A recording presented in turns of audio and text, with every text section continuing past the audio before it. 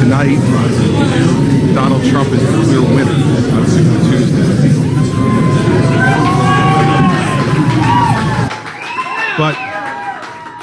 But the win is important for our country. Tonight, Donald Trump has won Georgia and Massachusetts, Alabama and Virginia, and he's also won the great state of Tennessee. Tonight is the beginning of Donald Trump bringing the Republican Party together for a big victory this November. Tonight is the beginning of Donald Trump bringing the people of our nation together to help America win again.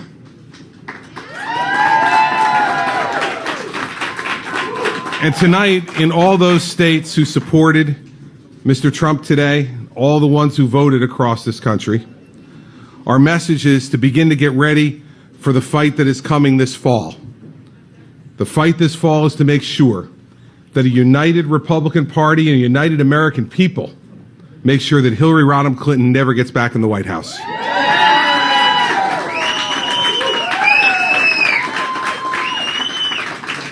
Since June 16th, when Mr. Trump declared his candidacy, he has shown himself to be tough and strong and bold. He's shown himself to be a fighter, a leader who speaks plainly to the American people. He has listened to the American people. The American people are listening to him, and he is bringing the country together. That, ladies and gentlemen, is not a campaign, it's a movement.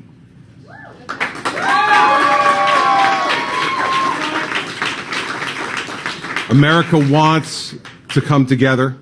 America wants to be strong and successful again, but they know that to do that, they need to have a strong, bold, tough, decisive leader back in the Oval Office. And they have that man after tonight. Ladies and gentlemen, let me introduce to you the next President of the United States, Donald Trump.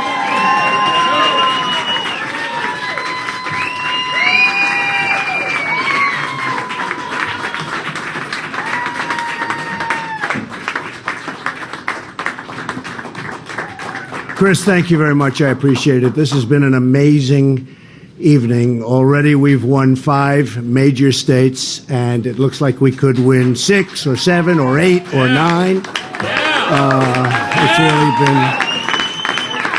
It's really been great. I want to congratulate Ted on the winning of Texas. He worked hard on it, and I know how hard he worked, actually. And so I congratulate Ted Cruz on that win. That was an excellent win. We're going to make America great again, folks. We're going to make it great again. And, you know, I watched Hillary's speech, and she's talking about wages have been poor and everything's doing badly, but we're going to make it. She's been there for so long. I mean, if she hasn't straightened it out by now, she's not going to straighten it out in the next 4 years. It's just going to become worse and worse. She wants to make America whole again, and I'm trying to figure out what is that all about. Make America great again is going to be much better than making America whole again. So I just want to say that this was an exciting evening. It's so great to be in Florida. It's so great to be at Mar-a-Lago with friends and the press and the media and everybody.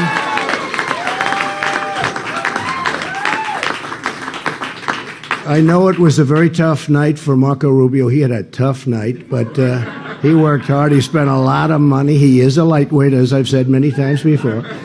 But you know what? We're going to go to Florida. We're going to spend so much time in Florida. We've got about a 20-point lead. I know that a lot of groups, a lot of the special interests, and a lot of the lobbyists and the people that want to have their little senator do exactly as they want, they're going to put $20 or $25 million into it over the next 2 weeks from what just came over the wires. And frankly, I think that's fine. As far as I'm concerned, it's fine.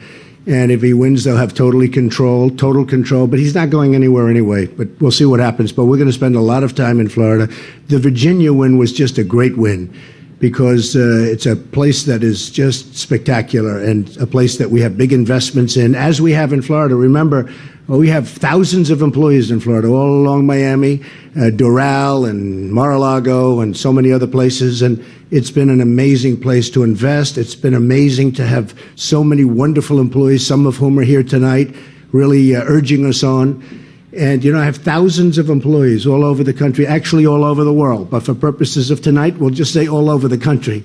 And it's been just so beautiful to watch this company grow and to watch it grow so strongly. Recent articles came out talking about how great a company we built. And now we want to put that same ability into doing something for our nation. I mean, our nation is in serious trouble. We're being killed on trade, absolutely destroyed.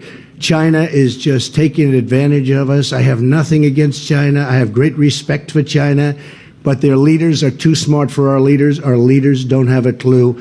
And the trade deficits at $400 billion and $500 billion are too much. No country can sustain that kind of trade deficit.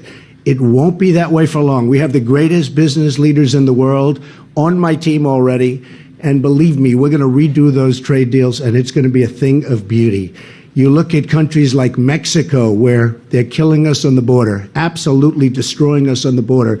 They're destroying us in terms of economic development. Companies like Carrier Air Conditioner just moving into Mexico, Ford moving into Mexico, Nabisco closing up shop in Chicago and moving into Mexico. We have to stop it, folks. I know how to stop it. We're going to create jobs. We're going to create jobs like you've never seen. We're going to lower taxes. I have a plan that Larry Kudlow and so many others think is the best plan they've seen.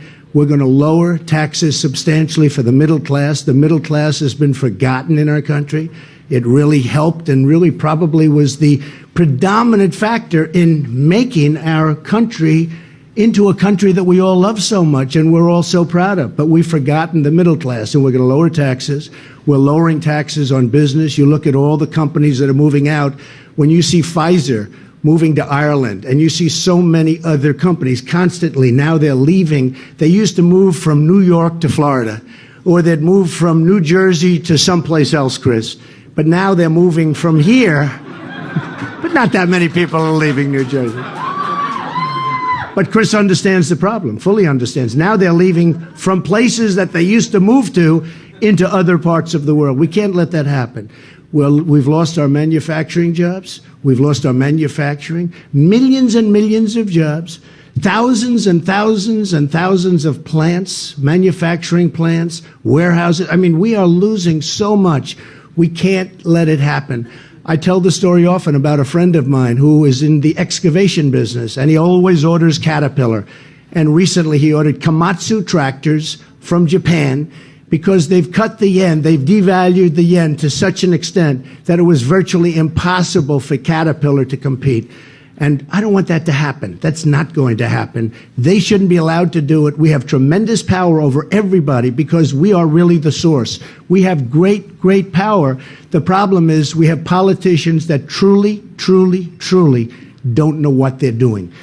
So we're going to work very, very hard. I'm so honored by this evening. If you would have told me on June 16th, when I was with my wife, Melania, and we came down the escalator in Trump Tower, and it looked literally, well, a little bit like this. You have a lot of cameras here tonight. It looked literally like the Academy Awards. I'd never saw so many cameras in my life. And it takes courage to run. I'll tell you what, it takes a lot of courage to run for president. I've never done this before. I've been a job producer. I've done a lot of things, but this is something I've never done. But I felt we had to do it. When you look at the incompetence of the Iran deal, where we give $150 billion, we get absolutely nothing. When you look at all of the problems our country has, and you look at our military, which is really being depleted, rapidly depleted, we're going to make our military bigger and better and stronger than ever before, and nobody's going to mess with us, folks. Nobody.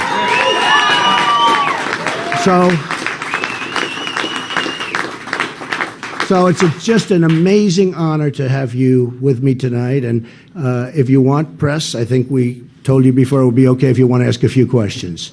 Yes, go ahead. Mr. Trump, you said that your campaign is focused on uniting, not dividing. Your Right. critics would suggest that you're dividing not just the country, but your party. There's been a lot of pressure recently to either support or reject you within the Republican Party specifically.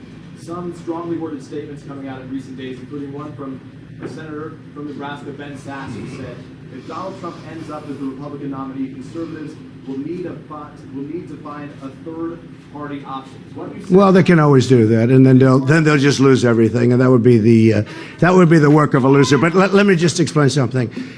If you've seen what's happened, whether you go to South Carolina, where I had a huge victory, where we had a tremendous victory in New Hampshire, tremendous in Nevada, you look at what's happened, and tonight, of course, is the best of all. I mean, right now they're projected, I guess, 6, but it could be 7, 8, 9, and major states. It's Georgia, Alabama, Massachusetts,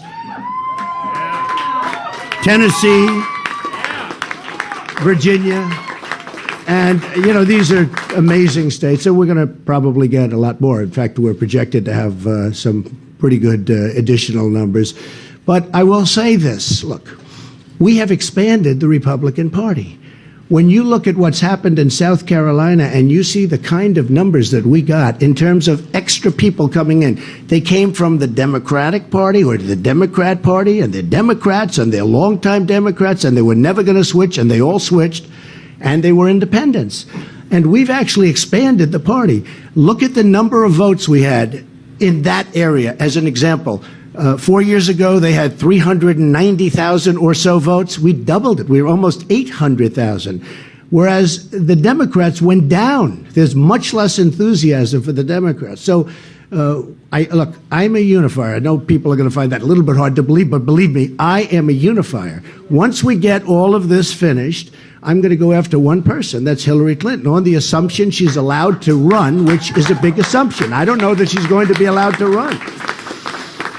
And I think that's frankly going to be an easy race. You see the polls. I beat Hillary in many polls. I know one thing. I don't think Marco's going to be able to beat her. I don't think, in all fairness, I think Ted's going to have a very hard time. But Ted at least has a shot because at least he's won a little bit. So I just tell you this. We are going to be a much finer party, we're going to be a unified party. I mean, to be honest with you. And we are going to be a much bigger party, and you can see that happening. We're going to be a much bigger party. Our party is expanding, and all you have to do is take a look at the primary states where I've won, and just look where we've gone from X number to a much larger number. That hasn't happened to the Republican Party in many, many decades. So I think we're going to be more inclusive. I think we're going to be more unified, and I think we're going to be a much bigger party, and I think we're going to win in November. Okay, yeah.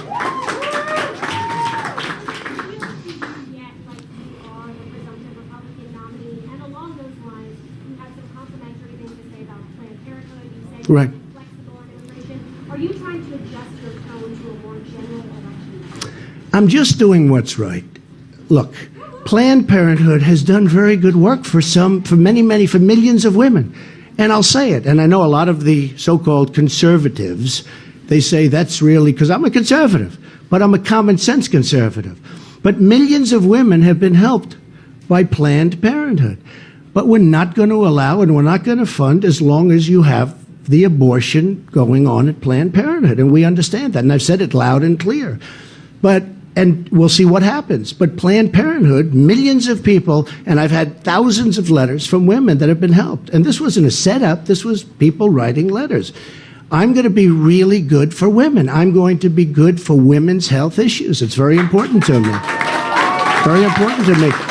And maybe that's not a perfect conservative view, but I can tell you one thing. I'm more conservative than anybody on the military, on taking care of our vets, on the border, on the wall, on getting rid of Obamacare and coming up with something much, much better, and certainly getting rid of Common Core and bringing education to a local level so that you're going to have good education for our children who are being absolutely starved for proper education.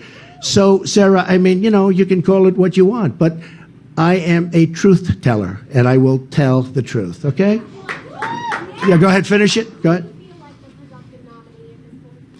I feel awfully good. I mean, I'm watching your people.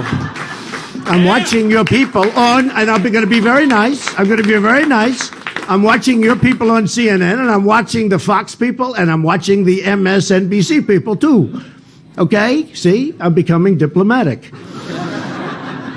And they are certainly being very nice to me tonight. I mean, you know, they're being very strong. And they are. They're declaring Marco Rubio the big loser of the night, which is true. He didn't win anything.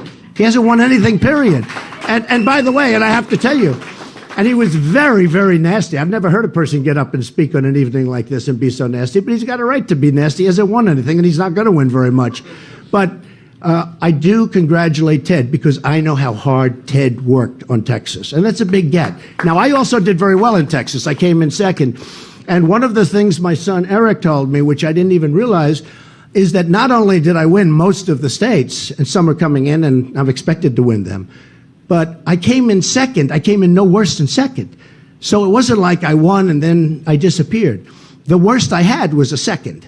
So I'm very, very honored by the turnout. Okay? Yes, go ahead. Trump, in Washington today, Paul Ryan, Speaker of the House, and Majority Leader Mitch McConnell felt it necessary to suggest that you had not been clear enough, you've been equivocal about the role of hate groups or the KKK Right. play in relationship either to your movement or your overall orientation in politics. Right. Is that wrong? Oh, they're totally wrong. Look, I disavowed. I disavowed when in fact, Chris is my number one. When Chris gave me the honor of joining the campaign, he called me, said, Donald, what you've got is a movement. We spoke today in Kentucky. You've never seen a crowd like that. That had to be 20,000 people inside this massive convention center, and it was incredible. And every place we're speaking, if we have 10,000 people, it's like a small group. We had 35,000 people the other day in Alabama. And when Chris called, he said, this is a movement. This is something like I've never seen. And in all fairness to the press, a lot of the press have said the same thing. They've never seen what's happening right now. They've never seen anything like it. And I'm just honored by it. Now, when Chris joined, we had a news conference, and they asked me the exact same question. I said, I disavow. Now, right after the program that we're talking about, and I thought it was clear, but, we're talking about groups. I do have to know the name of the group, because who knows? I mean, they have to give me the name of the group. But right after, when I reviewed it, I put out a tweet and I put out on Facebook that I totally disavow. Now, everybody knew I did that, but the press refused to look at that. It was right after. And I disavowed then. I disavowed today on ABC with George Stephanopoulos. I disavowed again. I mean, how many times are you supposed to disavow? But I disavow. And hopefully it's the final time I have to do it. But if you look at Facebook and if you look at Twitter, right after the show, I put out a statement because I want everybody to be sure. Yes, go ahead. Mr. Trump, you call yourself a negotiator, a deal maker. Is this campaign just the start of a negotiation for you, taking extreme positions in order to move towards the middle? No, it's not. But there is going to always be some negotiation. And it's going to be a good negotiation, not a bad negotiation. It's going to be a negotiation where we'll start at certain levels, and hopefully I will make a great deal and lots of great deals for the American people. So, look, you can't go around just signing our little notices that the president signs all the time, executive orders.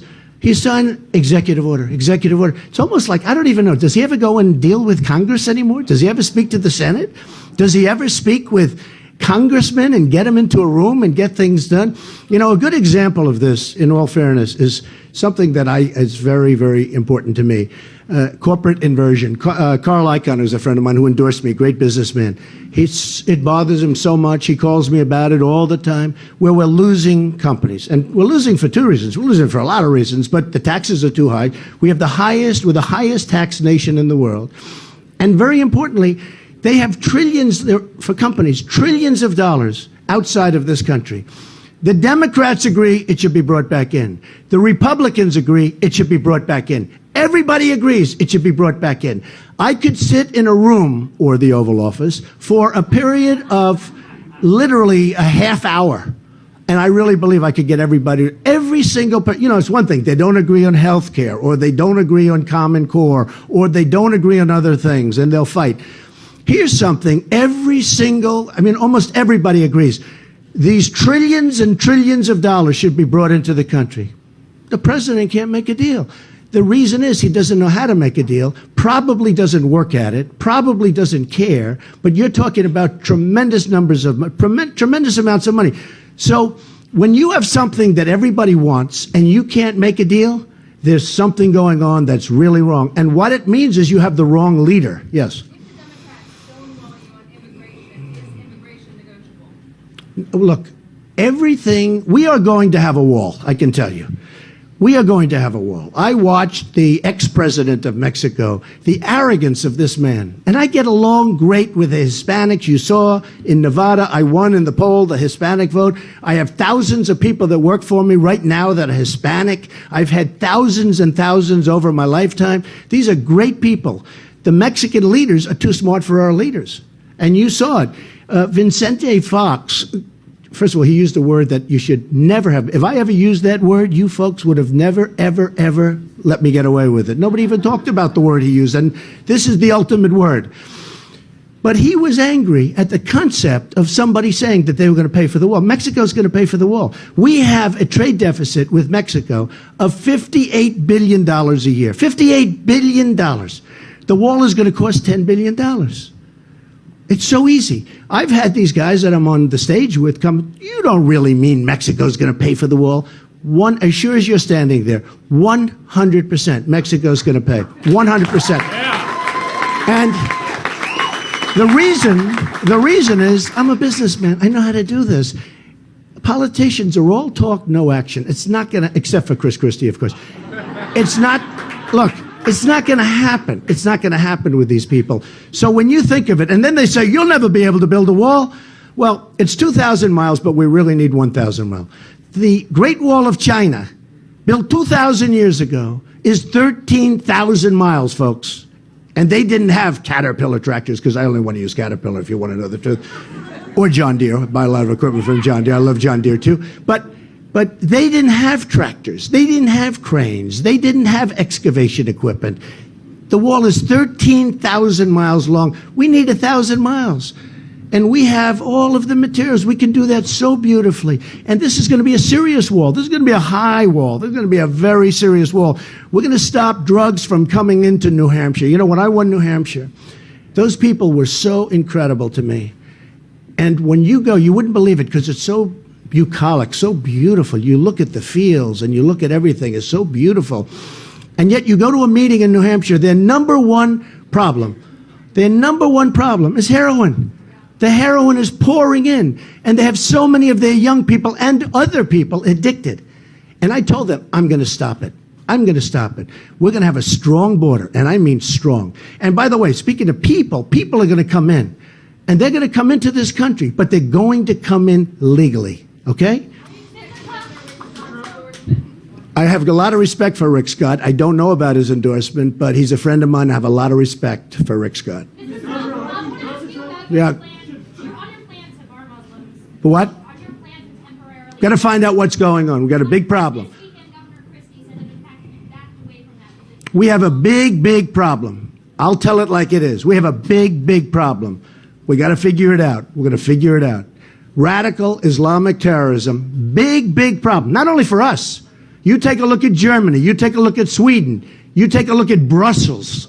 You look at some of these places, it's like a disaster.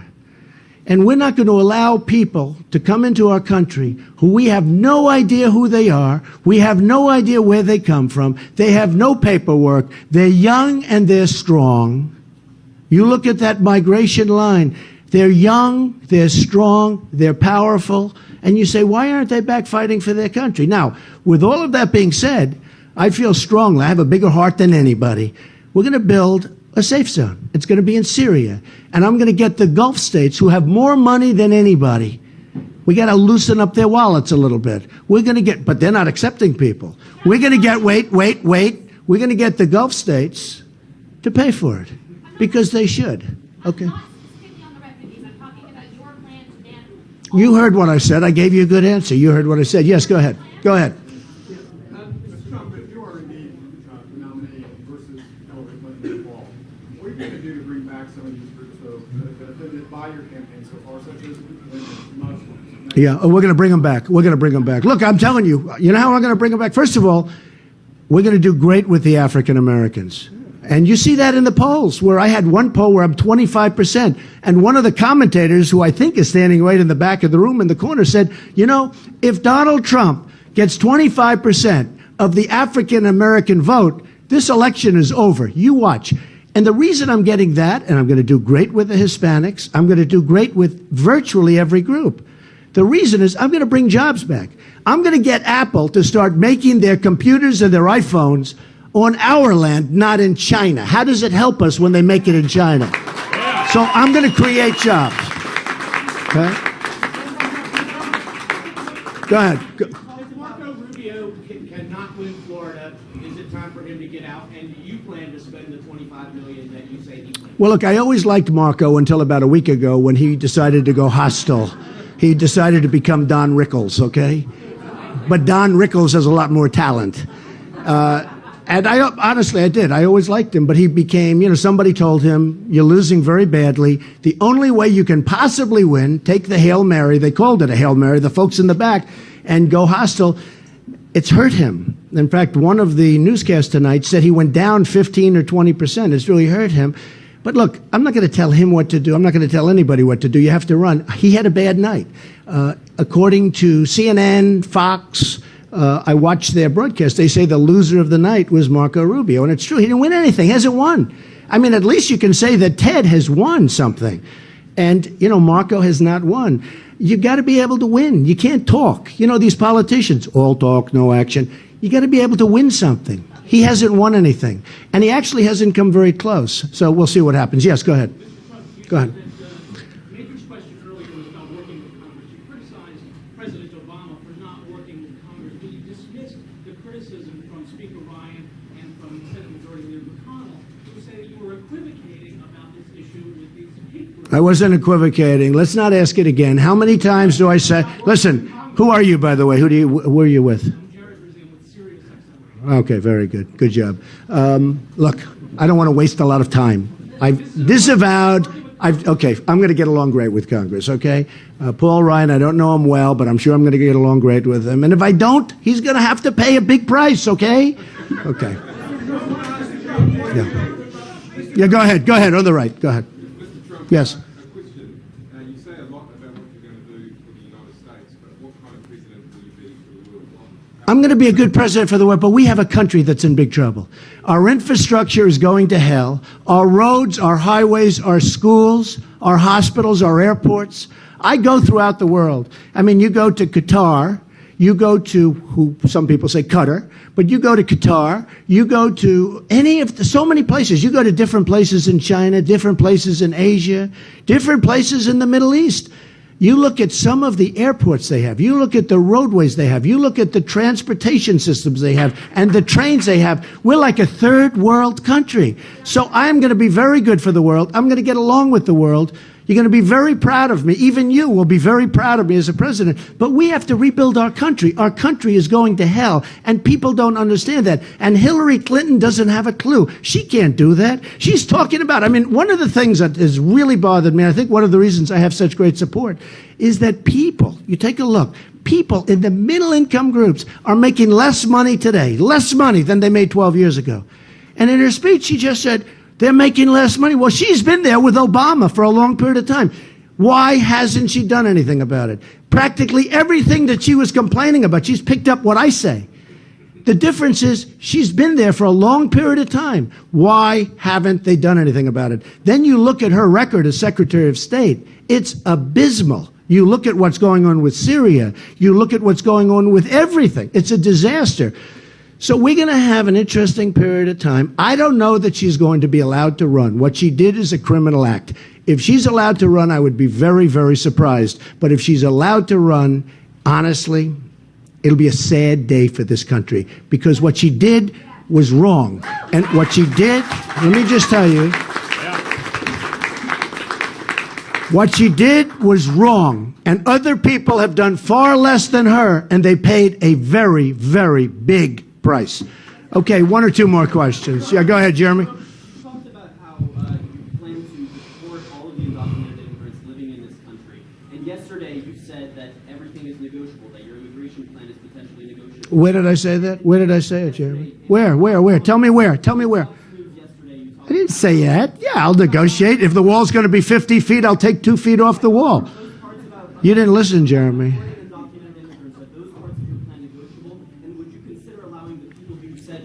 Back into the country, would you allow them to stay in the country without without having to leave the country? At this moment, absolutely not. No. We either have a country or we don't. We have a country or we don't. We have borders or we don't have borders. And at this moment, the answer is absolutely not. Okay, how about one or two more questions? David, go ahead.